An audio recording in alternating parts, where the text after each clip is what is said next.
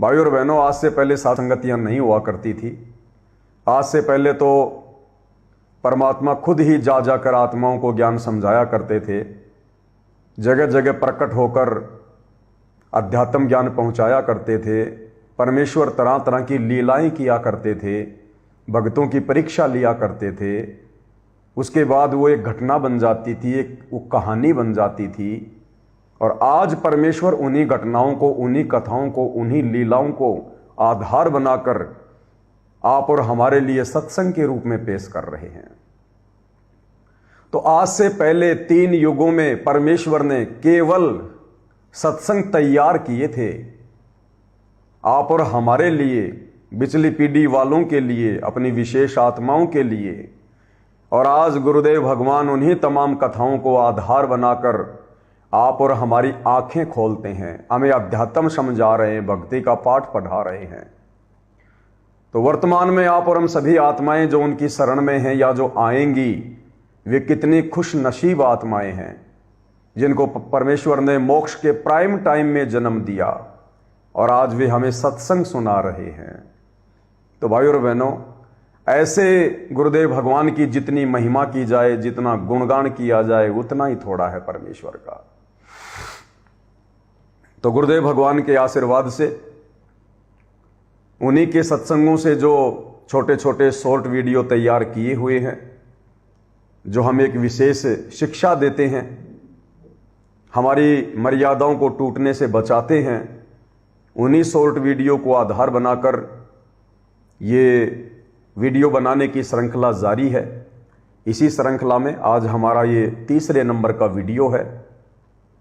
और गुरुदेव भगवान ने अपने सत्संगों में ज़्यादातर केवल एक ही बात पर जोर दिया है कि बच्चों, इस कलयुग की पिछली पीढ़ी में भक्ति तो तुम्हें मिल गई, परमात्मा तो तुम्हें मिल गया, लेकिन वो परमात्मा, वो भक्ति जिसके लिए तुम युगों युगों से तरस रहे थे, तड़प रहे थे, ना जाने क्या क्या यत्न और प्रयत्न कर रहे थे,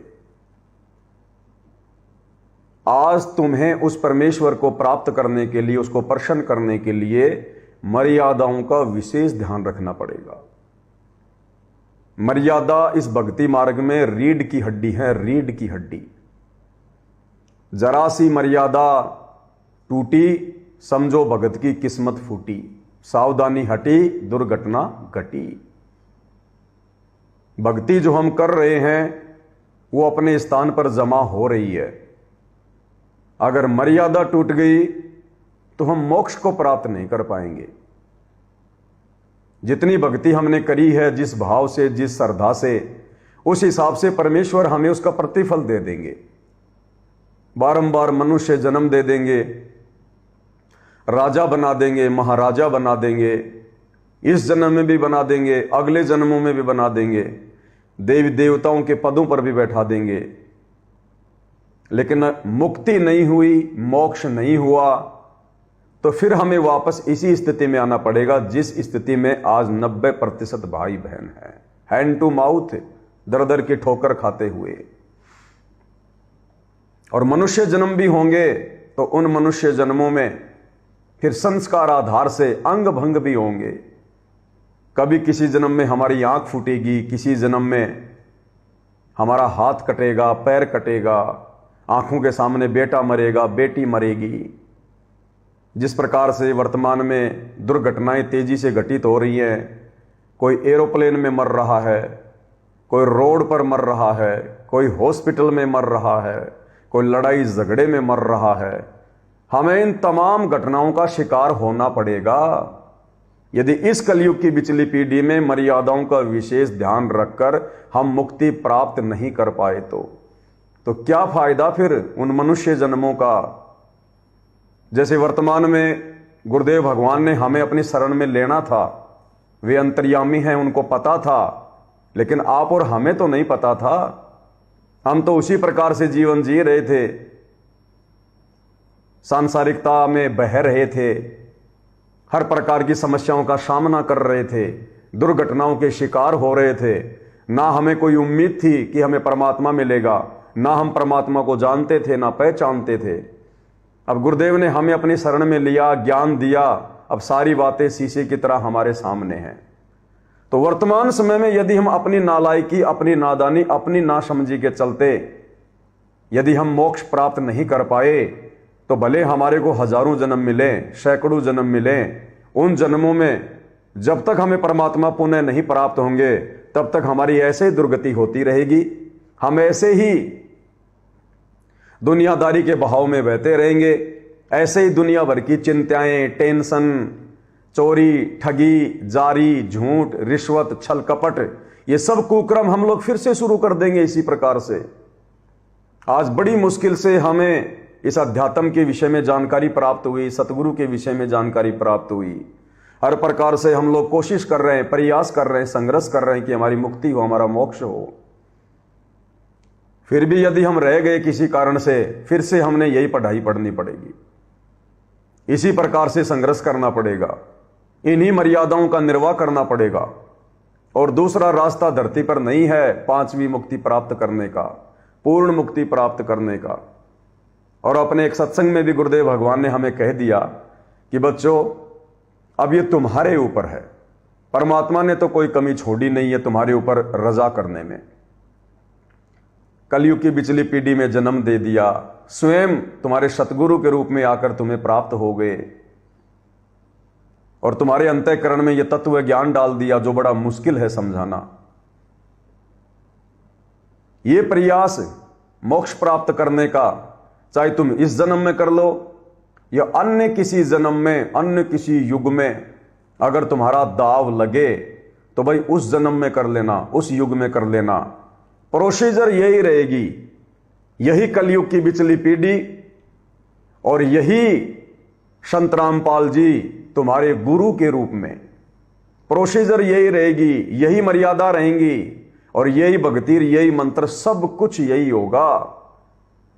और इस प्रकार के मौके परमात्मा ने हमें कई बार दे दिए, तो क्यों ना हम अब की बार गुरुदेव भगवान के आशीर्वाद से उनसे प्रार्थना कर करके, भीख मांग मांग के कि परमेश्वर हम दो कोटि के जीव हैं, हमारी फिर क्या औकात।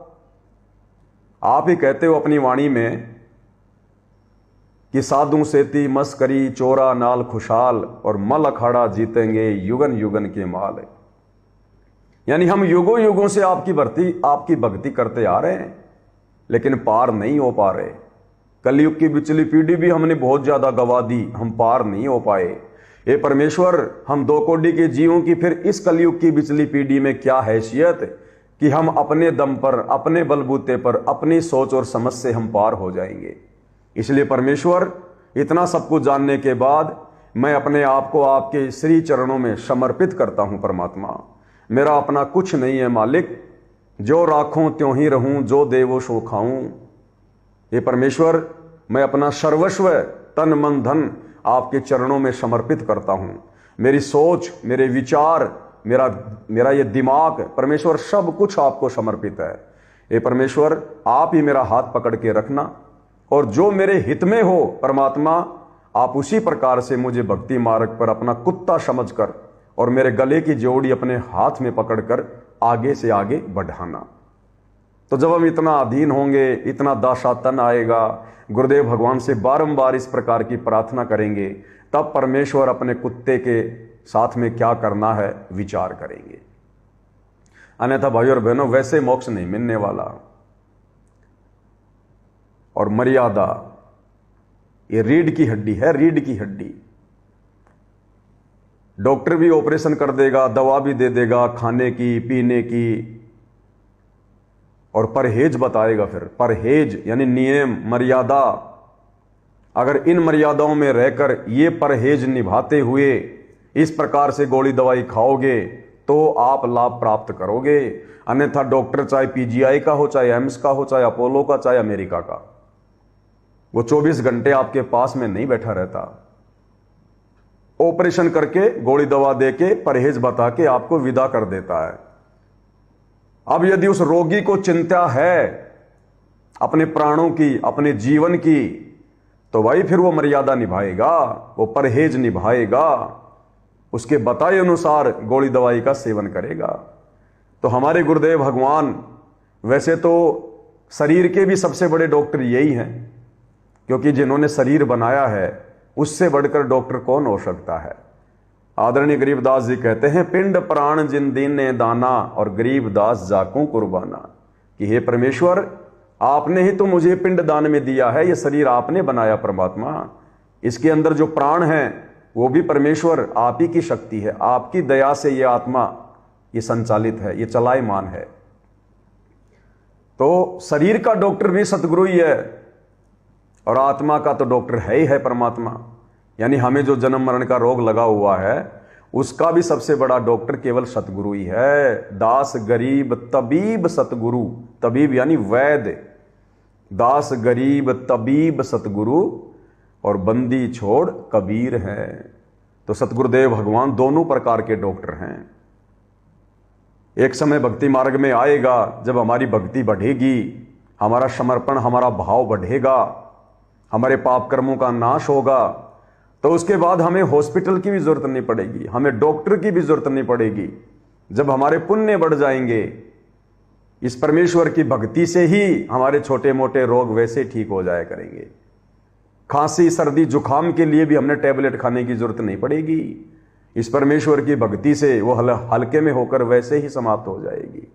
या छोटी मोटी कोई जड़ी बूटी, कोई काढ़ा वगैरह, जैसे पहले के टाइम पे जड़ी बूटियां होती थी, उसी प्रकार से हम स्वस्थ हो जाएंगे, ठीक हो जाएंगे। और ऐसी कोई बड़ी बीमारी परमात्मा उस साधक को होने ही नहीं देगा जिससे कि भक्ति में कोई बाधा उत्पन्न हो जाए, जैसे आज दुनिया हॉस्पिटलों में सड़ रही है। क्योंकि हमारे पुण्य बढ़ जाएंगे और इस भक्ति से पाप कर्म हमारे धीरे धीरे नष्ट हो जाएंगे। भाई, आज से पहले हॉस्पिटल कहां थे? आज से पहले इतने डॉक्टर कहां थे? द्वापर में, त्रेता में, सतयुग में हॉस्पिटल हुआ करते थे क्या? थोड़े बहुत डॉक्टर हुआ करते थे जिनको राजवैद्य बोला करते थे, राजवैद्य। और वो जंगलों में जाते थे, जड़ी बूटियां वगैरह लाते थे, कूट काट के दवा बना देते थे और बिना पैसे के मुफ्त में सेवा किया करते थे, मुफ्त में। और उसी से हल्की फुल्की कर, बीमारी तो कह ही नहीं सकते, हल्के फुल्के जो कोई घाव हो गया, कोई फोड़ा हो गया, क्योंकि पहले के टाइम पे लड़ाइयाँ होती थी, युद्ध होते थे, किसी के भाले का घाव हो गया, किसी के तलवार लगने से घाव हो गया, किसी के तीर लगने से घाव हो गया, इसलिए उन राजवैद्यों की जरूरत पड़ती थी, वैसे बीमारियों के लिए नहीं। वैसे तो हल्का फुल्का आम आदमी इतनी नॉलेज रखता था जड़ी बूटियों की। तो पहले के समय में भाई और बहनों, ना तो कोई हॉस्पिटल हुआ करते थे, ना इतने कोई डॉक्टर हुआ करते थे, ना किसी के ऑपरेशन हुआ करते थे। ऑपरेशन तो कोई जानता ही नहीं था। क्यों नहीं होता था? धरती भी यही थी, इंसान भी यही थे। क्यों नहीं होता था? क्योंकि उस समय हमारे पास में हमारे पुण्य थे, ढेर सारे पुण्य। पाप हम नहीं किया करते थे, जानबूझ के हम लोग पाप नहीं किया करते थे जैसे वर्तमान में लोग कर रहे हैं। धंधा बना लिया, बूचड़ खाना खोल लिया, कसाई खाना खोल लिया,